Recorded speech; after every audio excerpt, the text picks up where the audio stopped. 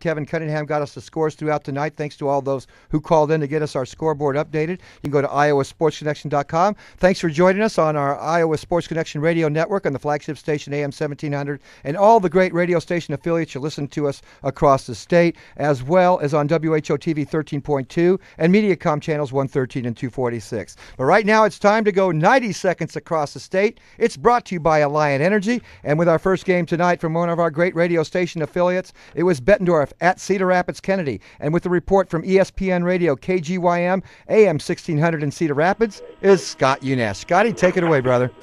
Hey, Tony, thank you very much. Well, if you like defense, you came to the right spot tonight, Kingston Stadium here in Cedar Rapids, as the unbeaten Bettendorf Bulldogs, the champions of the Mississippi Athletic Conference, giving up only 4.3 points per ball game, met up with the Kennedy Cougars, who've had a magical run here throughout the playoffs, winning their first 2 games after winning their last 4 of the regular season.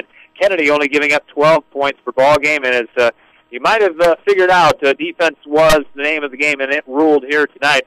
Bettendorf a little bit more offense, and they get a 14-7 victory tonight over Cedar Rapids Kennedy. The Bulldogs took the opening kickoff back 53 yards, put themselves in a great field position, but could not capitalize. They missed a 46-yard field goal, took over after Cougar interception at the Kennedy 19, turned it over on downs, and then finally got on the board.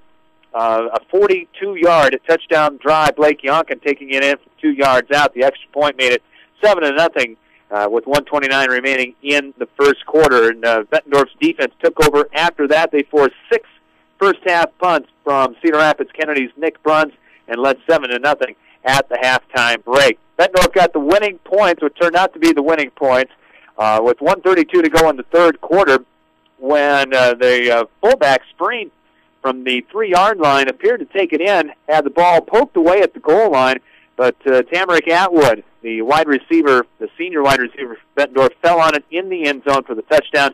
That made it 14-0 after the third quarter. Kennedy got back into it on the very next drive, a 49-yard touchdown pass from quarterback Jed Haycraft to Jake Losh, and the Cougars pulled within 14-7.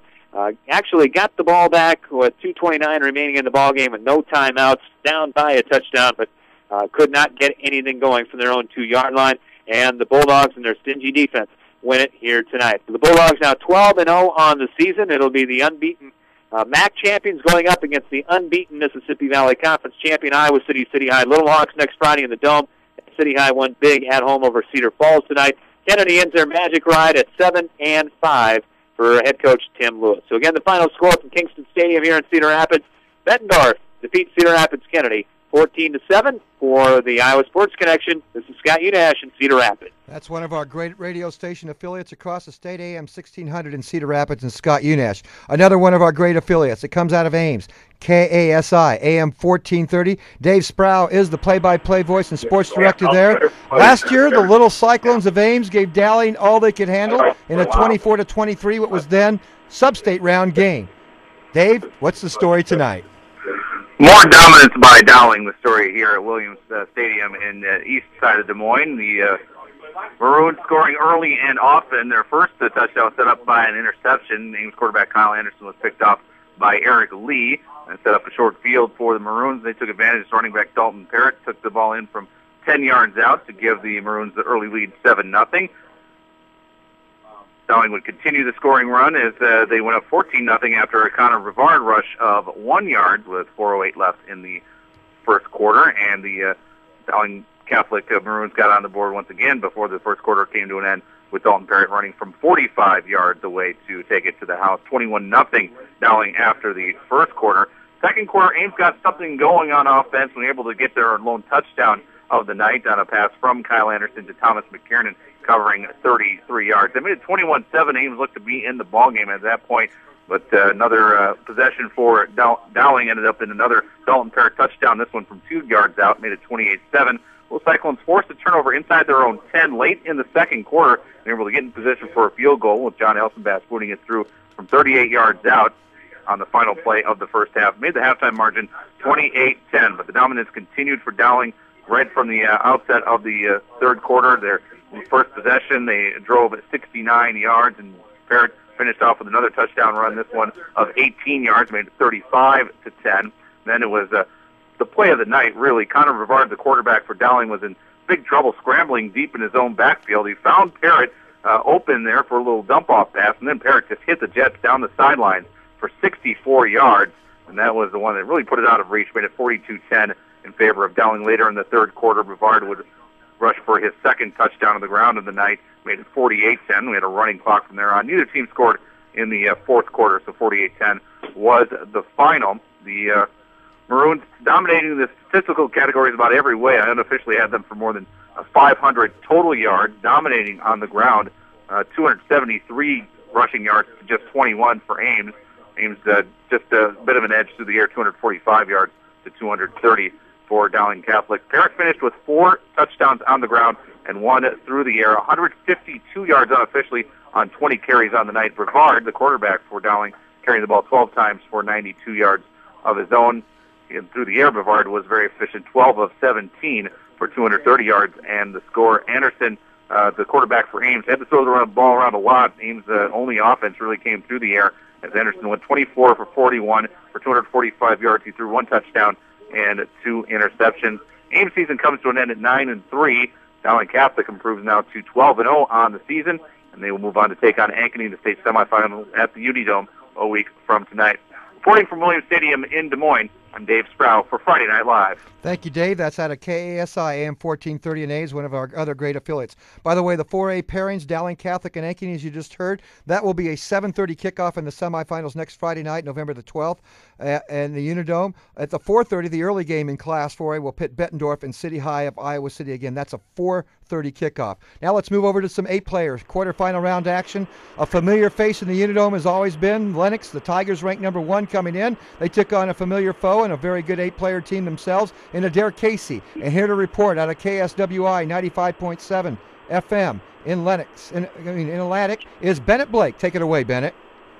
Well, Lennox did not disappoint tonight as they showed why they were the number 1 team in the state. It looked like a good matchup on paper between these two district rivals. A well-anticipated rematch as both teams are the top 2 rushing teams in 8-player football coming in, and the top 2 scoring teams in 8-player football coming in. But after the first quarter, it was all Lennox tonight in Lennox as the Tigers roll to a 58-8 win over Adair Casey as Lennox led at 26-8 at the half, and it was all Lennox in the second half as they were able to get a couple of fumbles that set up short fields. It was quarterback Austin Hancock who had 4 touchdowns, 2 passing and 2 running, and a running back Austin Christensen who had 2 touchdowns through the ground and 1 on a 40-yard reception, as it was all Lennox tonight from Lennox as they advance to the Dome for the 3rd straight year with a 58-8 win over Adair Casey. Reporting for the Iowa Sports Connection, I'm Bennett Blake.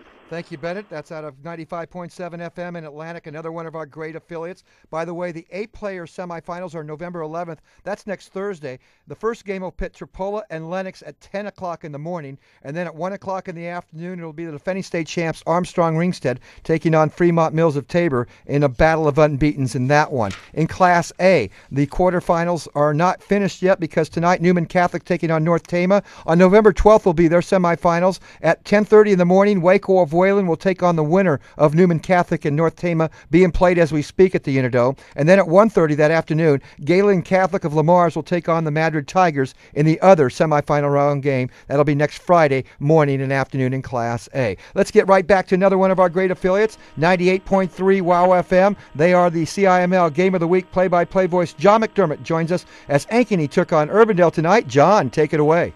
Well, thanks, Tony. Fredericks Field was the scene for the quarterfinal matchup between the Urbandale Jayhawks and the Ankeny Hawks. Kind of a Cinderella story for Coach Sam Anderson and the Jayhawks, coming in 5-6 versus the 8-3 Ankeny Hawks.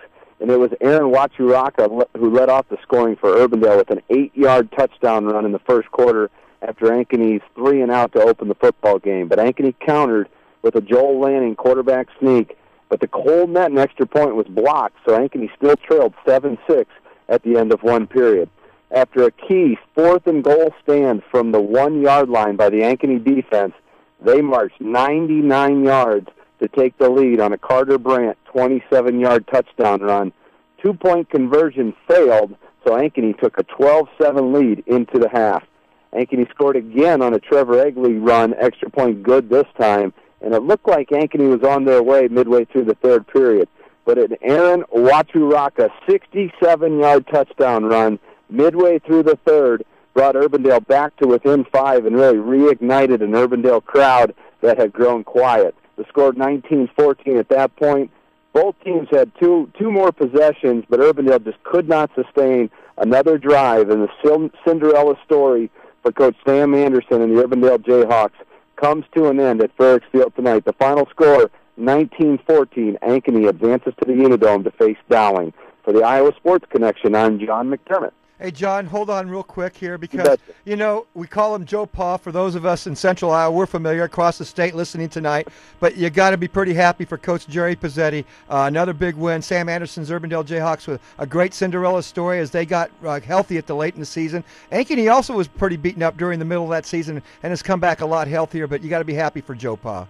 Well, absolutely. I mean, the CIML is littered with quality individuals as head coaches in this league, but I don't know that you get any more quality than Jerry Pizzetti and the career he's had. Well over 330 wins now in his career, and yet another trip to the semifinals. They've been doing it year in and year out. And, they came away from this game a little bit dinged up. Urbandale had all that Ankeny wanted and then some, but ultimately it was Ankeny and that fourth down stop in the first half on 4th and goal from the 1. That stop proved to be the critical point and the biggest play of the game and the reason why Ankeny moves on to the Unidome.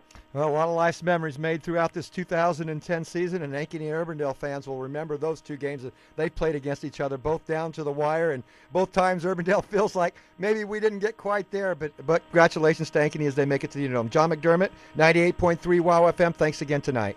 Thanks, Tony. You bet. And that's our Alliant Energy 90 seconds across the state. Alliant Energy, proud to support Iowa high school athletes. We're on for you, providing energy-saving tips and reliable service. To learn more, visit AlliantEnergy.com. We'll come back and we'll go back through the scores of tonight's 4A, 3A, and 8-player games played in the quarterfinals and who made it to the Unidome and their next meetings. And then we'll take a look at Monday's quarterfinal round games as well on the special edition of Friday Night Live, the Grinnell Mutual Reinsurance Scoreboard Show on the Iowa Sports Connection Radio and Television Network.